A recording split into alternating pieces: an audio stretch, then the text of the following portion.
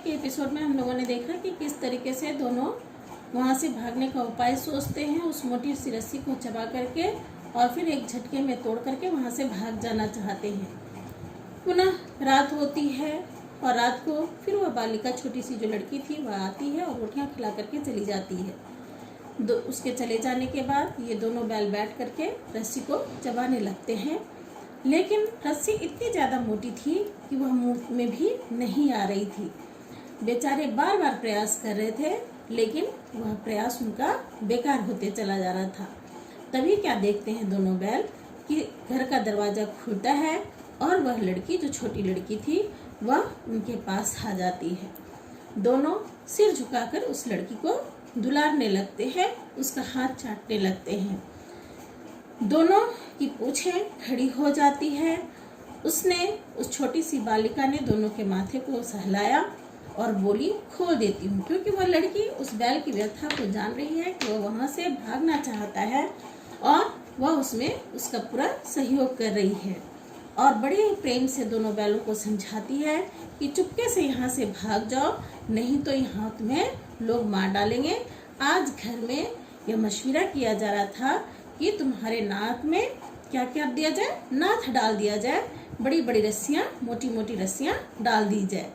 और उसने, छोटी लड़की ने, दोनों बैलों के गर्दन में जो लगा हुआ रस्सी था, वह गरम यानी गांठ जो था रस्सी, वह खोल देती है।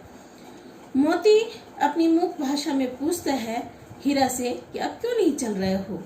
हीरा कहता है कि चले, लेकिन कल अगर इस लड़की के ऊपर आफत आ जाएगी तो, यानी कि अगर घर में किसी को पता चल गया कि इस लड़की ने हमें खोल करके भगा दिया है, तो इस लड़की की जान नहीं बचेगी। सब इसी बच्ची पर संदेह करेंगे। लेकिन लड़की भी चालाक थी, होशियार थी, और वह अचानक से चिल्लाने लगती है कि फूफा वाले बैल जो हैं वो भागे जा रहे हैं, और ओ दादा, फूफा वाले बैल भागे जा रहे हैं, जल्दी दौड़ो। यानी कि उस बच्ची ने भी अपनी होशियारी दिखाई और उसने यह दर्शाया कि मैंने नहीं खोला, बल्कि ये दोनों बैल खुद ही मुक्त होकर वहां से भागे जा रहे हैं। गया हड़बड़ा करके घर से निकलता है। वे दोनों बैल अब वहां से भाग खड़े होते हैं और गया उसका पीछा करने लगता है। गया, जितना तेज गया भागता है, उससे कहीं ज्यादा तेज ये बैल भागते हैं। गया शोर भी मचाता है, फिर गांव के कुछ आदमी भी आ जाते हैं, लेकिन दोनों मित्र वहां से भाग निकलते हैं। जब तक ये सारे लोग इकट्ठे होते हैं, उनके पीछे भागने का प्रयास करते हैं, तब तक में ये मित्र दोनों वहां से भाग निकलते हैं। इस तरीके से अंधाधुंध ये भागते हैं कि इन्हें मार्ग का भी ज्ञान नहीं रहता है कि ये सही मार्ग पर जा रहे हैं या गलत मार्ग पर जा रहे हैं। जिस रास्ते से ये आए थे वो परिचित दिखाई नहीं दे रहा था। भागते समय में नए नए गांव मिलने लगे और तब दोनों एक खेत के किनारे खड़े हो जाते हैं और यह सोचने लगते हैं कि अब इन्हें आगे क्या करना चाहिए। दोनों चिंतित हो जाते हैं, लेकिन फिर भी मशवरा निकालने के लिए बैठते हैं।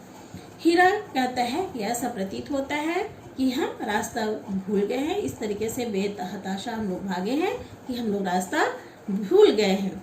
और फिर मोती कहता है कि अगर मेरा बस चलता तो मैं वहीं पे गया को मार पटकता। लेकिन फिर वह कहता है, हीरा कहता है उससे कि मार गिराते तो दुनिया क्या कहती, वह अपना धर्म छोड़ दे, लेकिन हम अपना धर्म क्यों छोड़े। हीरा बार बार धर्म पर रहने की सलाह देता है, नीति पर चलने की बातें करता है और कहता है भले ही दुनिया कुछ भी करे, गलत राहों पर क्यों न चले, लेकिन हमें अपना कर्तव्य नहीं भूलना चाहिए, हमें अपना दायित्व नहीं भूलना चाहिए और हमें धर्म का मार्ग का त्याग नहीं करना चाहिए। दोनों को काफी तेज भूख लगी थी। सामने में मटर का खेत लगा हुआ था और दोनों बड़ा खुश होकर के उसमें चरने के लिए चले जाते हैं, लेकिन थोड़े सावधान भी रहते हैं कि कोई आ ना जाए। जब दोनों बैलों का पेट भर जाता है तो ऐसा लगा कि काफी दिनों के बाद उनका पेट भरा है और आजादी का अनुभव करते हैं। इसके बाद दोनों बैल बहुत दिनों के बाद मस्त होकर के उछलना कूदना शुरू करते हैं। दोनों खेल खेलने लगते हैं, एक दूसरे को धक्का मुक्की करते हैं, दोनों में कभी कभी भिड़ंत भी होती है, लेकिन फिर दोनों में प्रेम भरा वातावरण पनप जाता है, लेकिन झगड़ा नहीं होते हैं और दोस्ती फिर से बन जाती है। इसी बीच में क्या होता है कि अभी ये लोग ये कार्यक्रम कर ही रहे थे कि एक सांड उधर से आवाज निकालता हुआ, डोंकना देशज शब्द है, आवाज निकालता हुआ आते हुए दिख जाता है इन्हें और ये दोनों के सामने में पहुंच जाता है। दोनों मित्र उस सांड को देख करके थोड़े हताश होते हैं, दोनों इधर उधर देखना शुरू कर देते हैं। सांड पूरा मस्त है, पूरा हाथी की तरह है और ऐसा लगता है कि अगर उससे भिड़ा जाए तो जान से हाथ धो बैठेंगे, लेकिन नहीं भिड़ने पर जान भी उन्हें बचती हुई नजर नहीं आ रही थी और वह सांड भी इन्हीं की तरफ आ रही थी और बड़ी भयंकर सूरत उन्हें लग रही थी। यहाँ जो एक बात है, इसमें यह बताने की कोशिश की गई है कि दुश्मन हमारा कितना भी मजबूत क्यों ना हो, लेकिन अगर हम नीतिबद्ध होकर के अगर उनसे भी पंगा लें तो हमारी विजय हो सकती है। अब ये दोनों बैल उस सांड को देख करके थोड़े परेशान तो जरूर होते हैं कि वह उससे जरूर बहादुर दिख रहा है, लेकिन उससे बचाव कैसे किया जाए, दोनों तरफ से इन्हें आफत नजर आ रही है। दोनों एक योजना बनाते हैं और उस योजना के तहत ही उस सांड से भिड़ते हैं। मोती मुख भाषा में कहता है कि हम तो बुरे फंस गए, अब लगता है कि जान नहीं बचेगी, जान बचाने की कोई उपाय सोचो। हीरा भी थोड़ा चिंतित हो जाता है और कहता है कि ऐसा लगता है कि सांड घमंड में फुला हुआ है और अगर हम इनसे विनती भी करें तो यह छोड़ने वाला नहीं होगा।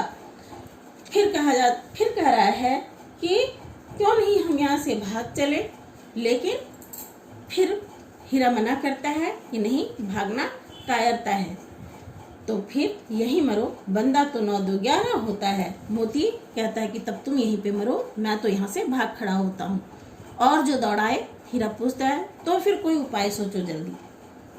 यानी कि किसी भी तरीके से एक नहीं बनती है कि अगर दौड़ाने भी लगेगा तो भी हम घायल होंगे, तो ऐसे स्थिति में भागना भी कोई उपाय नहीं होता। यानी कि जब शत्रु हमारे सामने में उपस्थित हो जाए तो क्या करना चाहिए, हमें उनसे घबरा करके भागना नहीं चाहिए, मैदान छोड़ करके भागना नहीं चाहिए। अब नेक्स्ट अगली कड़ी में